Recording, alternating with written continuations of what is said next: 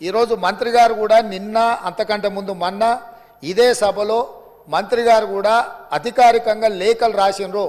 including ప్రధాన ప్రతిపక్ష నాయకుడు కల్వకుంట్ల చంద్రశేఖరరావు గారికి, అదేవిధంగా భారతీయ జనతా పార్టీకి, ఎంఐఎంకు, సిపిఐ సభాపక్షాలకు అందరికీ కూడా ఉత్తమ్ కుమార్ రెడ్డి గారు లేఖ రాసి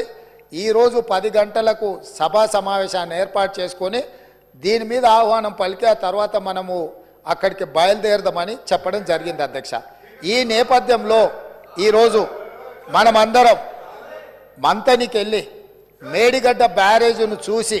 వాటి వివరాలన్నిటినీ తెలుసుకొని కల్లారా చూసి